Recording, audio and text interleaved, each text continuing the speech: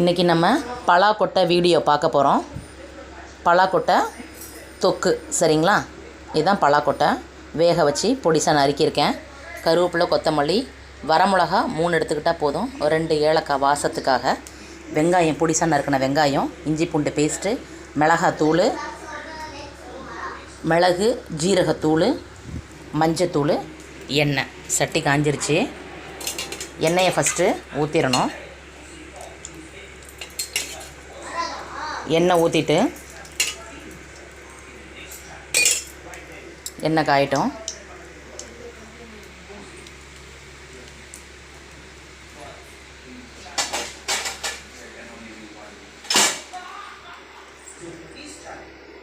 கடுகு, உளுத்தம் பருப்பு,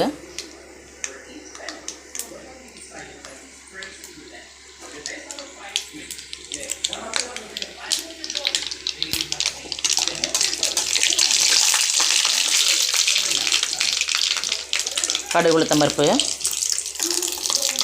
இந்த நம்ம வச்சுருக்கோம் இல்லையா கருவேப்பிலை, மிளகா, ஏலக்காய், இது எல்லாத்தையும் போட்டுடணும்.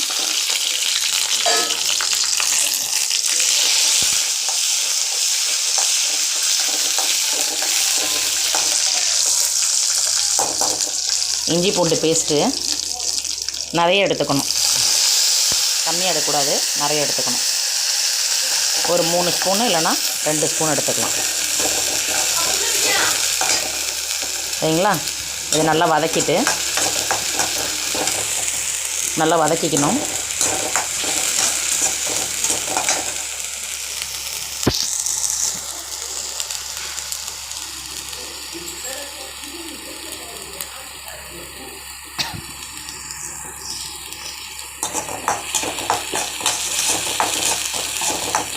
நல்லா வதங்கிருச்சிங்களா. அந்த பச்சை வாடெல்லாம் போயிடணும். அதுக்கப்புறம் வெங்காயம், இந்த வெங்காயத்தை கொஞ்சமாக எடுத்து போட்டுக்கலாம். நிறையா போடணும் இல்லை, ஏன்னா பலாக்கொட்டை கொஞ்சமாக இருக்கனால கொஞ்சமாக போட்டுக்கலாம். இது நிறையா இருந்துச்சுன்னா நீங்கள் நிறையா கூட வெங்காயம் யூஸ் பண்ணிக்கலாம். பச்சை வாடை போகிற அளவுக்கு, நல்லா ப்ரௌனாக ஆகிற அளவுக்கு வெங்காயத்தை நல்லா வதக்கணும் சரிங்களா. நல்லா வதக்கிடணும்.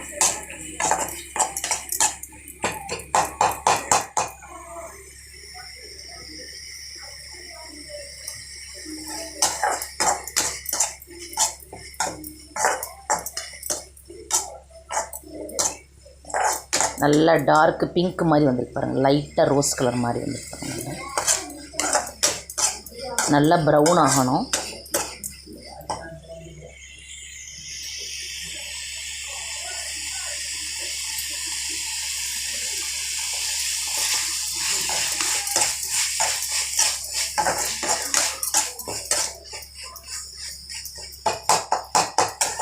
நல்லா பச்சை வாடை போகிற அளவுக்கு கொஞ்சோண்டு மஞ்சத்தூள் சேர்த்துக்கணும். இதோட மஞ்சத்தூள் சேர்த்துட்டு, மிளகாத்தூள் காரத்துக்கு, குழந்தைங்க இருந்தாங்கன்னா கம்மியாக போட்டுக்கோங்க, கொஞ்சம் காரம் சாப்பிட்றவங்களா இருந்தால் கொஞ்சம் நிறையா போட்டுக்கோங்க.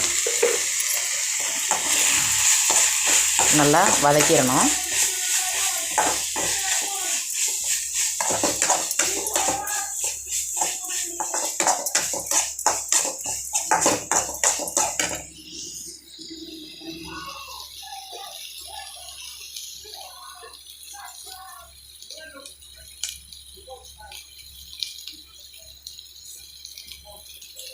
கல்லுப்பு தேவையான அளவு போட்டுக்கோங்க. கல்லுப்பு போடுங்க. இஞ்சி பூண்டு பேஸ்ட் போட்டிருக்கனால அடியில் நிறைய ஒட்டும் சரிங்களா.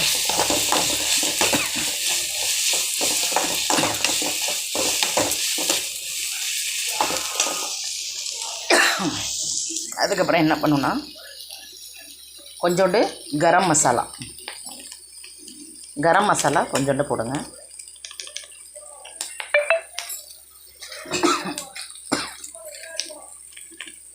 கொஞ்சோண்டு காரப்பொடி,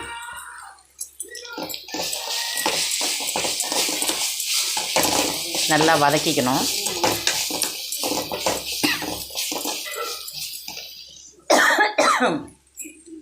அதுக்கப்புறம் கொஞ்சோண்டு லைட்டாக தண்ணி ஊற்றணும், நிறையா ஊற்றக்கூடாது. தண்ணி ஊற்றிட்டு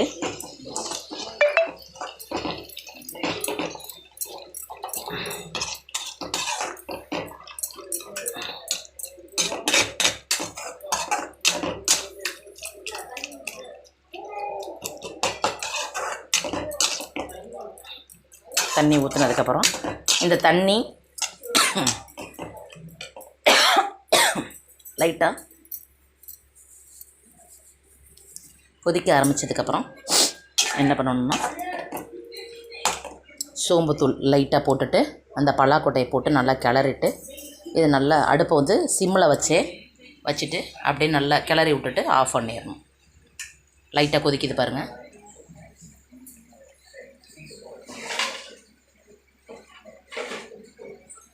பாருங்கள், கொஞ்சோண்டு சோம்புத்தூள் நான் அரைச்சி வீட்டிலே வச்சுருக்கேன். லைட்டாக போட்டால் போதும், அவ்வளோதான், நிறையலாம் போடக்கூடாது. அடிச்சாச்சா? இதை சாப்பாட்லேயும் பிசைஞ்சு சாப்பிட்டுக்கலாம், இல்லை ரசம் வச்சு அதுக்கு சைட்லேயும் நம்ம தொட்டுக்கலாம். குழந்தைங்கள்லாம் விரும்பி சாப்பிடுவாங்க. நான் லைட்டாக ஸ்வீட்டாக இருக்கனால குழந்தைங்க விரும்பி சாப்பிடுவாங்க. உங்கள் குழந்தைங்களுக்கும் நீங்கள் செஞ்சு கொடுங்க, வீட்டில் உள்ள பெரியவங்களுக்கும் செஞ்சு கொடுங்க. நல்ல சத்தான ஒரு ஆகாரம் இது.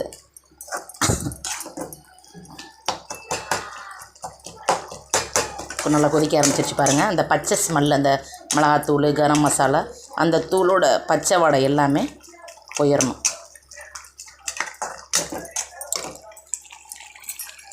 கொதிக்குதுங்களா?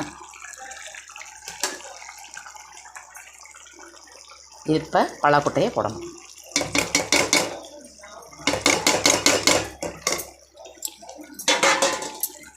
போட்டுட்டு நல்லா கிளறி விட்டுறணும். இதில் லைட்டாக கொத்தமல்லி தழை தூவி இறக்கிற வேண்டியது.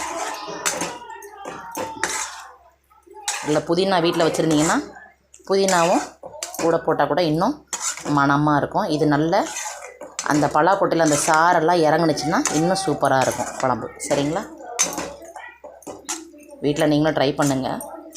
எங்கள் சேனலை சப்ஸ்கிரைப் பண்ணுங்கள். தேங்க்யூ.